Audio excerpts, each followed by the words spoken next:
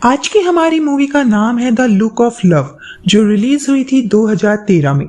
कहानी 1992 लंदन से शुरू होती है। पॉल रेमंड अपनी ग्रैंड डॉटर के साथ कार में है और वो अपने दादाजी से उनकी प्रॉपर्टीज के बारे में पूछ रही है और हमें पता चलता है कि पॉल लंदन में कई सारे बार्स, कैफे, थिएटर्स और बिल्डिंग्स का मालिक है। उसकी पोती पूछती है कि वो इतनी सारी प्रॉपर्टीज का क्या करेगा। पॉल कहता है कि उसने ये प्रॉपर्टीज उसकी मम्मी और उसके लिए खरीदी है, लेकिन असल में वो अभी अभी अपनी बेटी डेबी के अंतिम संस्कार में शामिल होकर आ रहा है, जिसकी ड्रग्स की ओवरडोज लेने की वजह से डेथ हो गई थी। पॉल जैसे ही अपने घर पहुंचता है, रिपोर्टर्स उससे डेबी की मौत के बारे में पूछने लगते हैं। पॉल कहता है कि उसकी बेटी डेबी के पास दुनिया भर का पैसा और ऐशो आराम था, उसे नहीं पता कि उसने ड्रग्स लेकर सुसाइड क्यों किया। उसके बाद वो अंदर चला जाता है और एक वीडियो टेप देखने लगता है। कहानी फ्लैशबैक में जाती है। साल है 1950। पॉल अलग अलग तरह के शोज ऑर्गेनाइज करता है, जिसमें वो नेकेड लड़कियों को यूज करता था ताकि उसका शो हाउसफुल जाए। जब एक शो के दौरान एक शेर एक लड़की पर हमला करता है तो वो लड़की शो छोड़कर चली जाती है और पॉल की पत्नी जीन को उस शो का हिस्सा बनना पड़ता है। एक न्यूज़पेपर में छपे आर्टिकल की वजह से पॉल और उसकी वाइफ जीन उस न्यूज़पेपर पर केस कर देती है, क्योंकि उस न्यूज़पेपर ने ये छापा था कि जीन शो के दौरान बिल्कुल नेकेड थी। जीन कोर्ट में सफाई देती है कि उसने स्किन कलर के अंडरवेयर पहने हुए थे। इसके बावजूद पॉल केस हार जाता है, लेकिन इस केस की वजह से उसकी पॉपुलैरिटी बढ़ गई थी। उसने रेमंड रिव्यू बार के नाम से एक स्ट्रिप क्लब खोल लिया। उसका ये क्लब एक ग्रैंड सक्सेस था, क्योंकि लड़कियों को देखने कई हजार लोग वहां आते थे। इस क्लब ने पॉल को शोहरत और पैसा दोनों दिलवाया। उस पर कई आरोप भी लगाए गए कि वो अपने क्लब्स में नग्न लड़कियों का प्रदर्शन करता है। पॉल की एक बेटी और 2 बेटे थे, लेकिन वो अपनी बेटी डेबी से ज्यादा अटैच था। डेबी उससे उन प्रॉपर्टीज के बारे में सवाल करती जो पॉल की खरीदी हुई हैं। डेबी उससे पूछती है कि वो इन सब प्रॉपर्टीज का क्या करेगा। पॉल कहता है कि एक दिन वो इन सब प्रॉपर्टीज की मालकिन बनेगी। फिर वो डेबी को एक बेकरी शॉप लेकर आता है, जहाँ से वो कुछ पेस्ट्रीज खरीदती है। बाद में पॉल थिएटर लैंड में कदम रखता है और यहाँ वो पहली बार एक एम्बिशियस एक्ट्रेस एम्बर से मिलता है, जो बेहद ही खूबसूरत थी। ऑडिशन लेने के दौरान पॉल को एम्बर पर क्रश हो जाता है और उन दोनों का अफेयर शुरू हो जाता है। उसके प्लेस का मीडिया में हमेशा बुरा प्रचार किया जाता था, लेकिन पॉल को इससे कोई फर्क नहीं पड़ता, क्योंकि उसके लिए बदनामी भी नाम बनाने का एक जरिया था। अंबर और पॉल एक रेस्टोरेंट जाते हैं, जहां अंबर उसे अपने फर्स्ट किस के बारे में एक्सप्लेन करती है और दोनों एक दूसरे के काफी करीब आ जाते हैं। रात में जब पॉल घर आता है, जीन समझ जाती है कि वो किसी लड़की के साथ था, लेकिन उसे इस बात से कोई प्रॉब्लम नहीं है जब तक पॉल उसके साथ है। पॉल अब एम्बर के साथ ज्यादा समय बिताने लगा था और फाइनली वो जीन और अपने बच्चों को छोड़कर हमेशा के लिए एम्बर के साथ चला जाता है। थिएटर आकर एम्बर से मिलती है और उसे उसके पति पॉल से दूर रहने के लिए कहती है। वो कहती है कि पॉल उससे पहले भी कई लड़कियों के साथ एंजॉय कर चुका है और एम्बर में कोई खास बात नहीं है जो पॉल उसके साथ हमेशा के लिए रहने वाला है। लेकिन एम्बर पॉल का साथ नहीं छोड़ती। उसी रात एम्बर नोटिस करती कि जीन उनका पीछा कर रही है।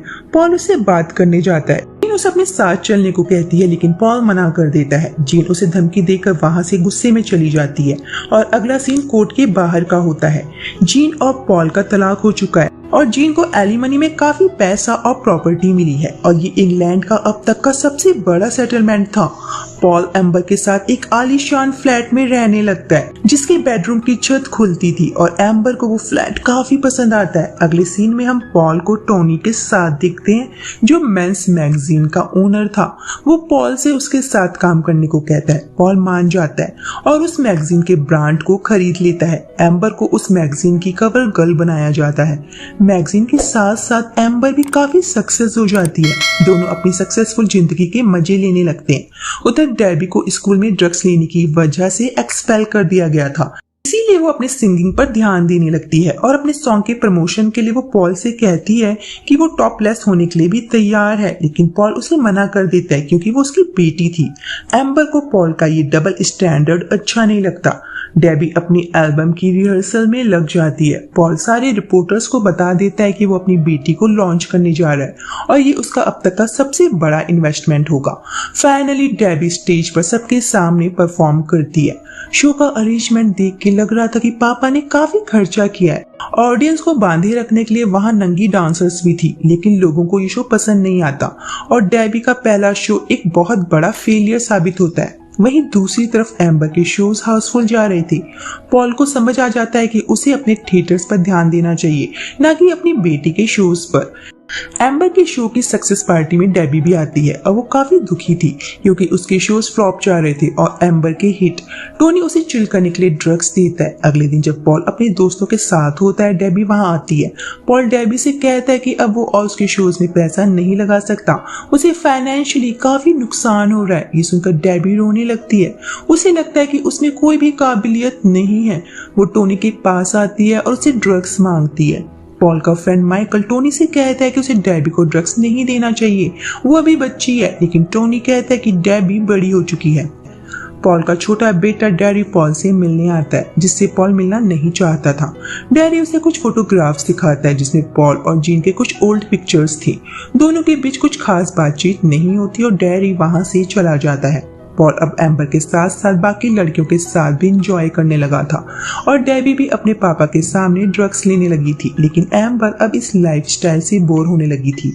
इसीलिए वो पॉल से बात करती है और कहती है कि उसे अब नॉर्मल लाइफ चाहिए और वो पॉल को छोड़कर जाने की बात करती है। पॉल उससे जानना चाहता है कि उसने ऐसी क्या कमी रखी है उसे खुश करने के लिए। एम्बर कहती है कि पॉल कभी नहीं बदल सकता, वो हमेशा ऐसे ही जीता आया है और ऐसे ही जीता आएगा। उसकी लाइफस्टाइल से एम्बर को नफरत होने लगी थी। एम्बर के चले जाने से पॉल डिप्रेशन में जाने लगा था, इसीलिए डेबी उसे चिल करने के लिए बाहर ले जाती है और वो दोनों काफी इंजॉय करते हैं।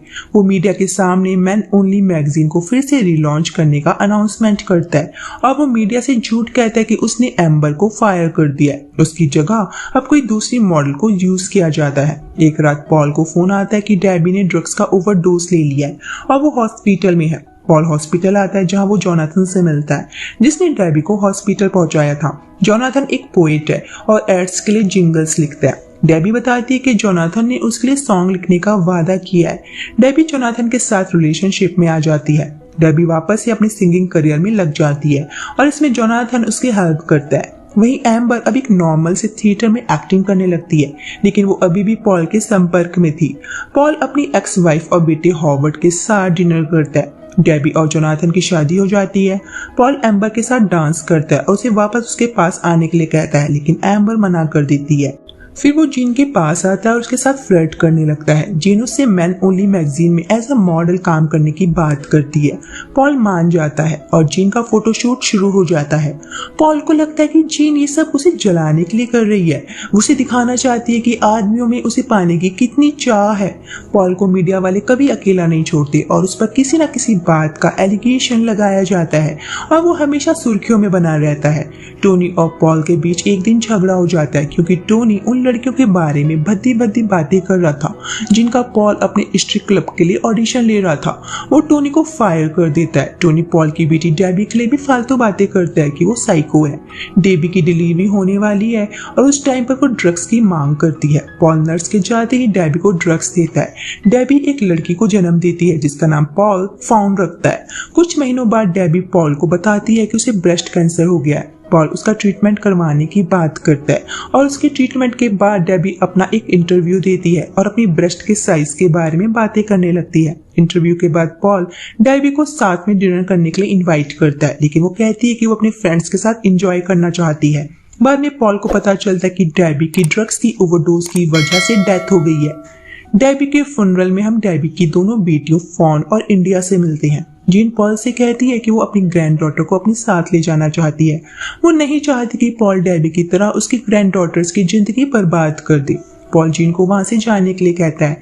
उसके बाद पॉल फॉन के साथ चला जाता है। फाउंड रास्ते में पॉल की प्रॉपर्टीज काउंट कर रही थी और उससे सेम क्वेश्चन पूछती है कि उसने इतनी प्रॉपर्टीज क्यों खरीदी हैं। पॉल कहता है ये सब उसके लिए है। उसके बाद वो सेम बेकरी से पेस्ट्रीज खरीदती है जिससे कभी डेबी ने खरीदी थी और पॉल ने इस बेकरी को भी खरीद लिया था। लास्ट में हमें कैप्शन के जरिए बताया जाता है कि जिस महीने में डेबी की डेथ हुई थी, पॉल उस मंथ में ब्रिटेन का सबसे अमीर आदमी था।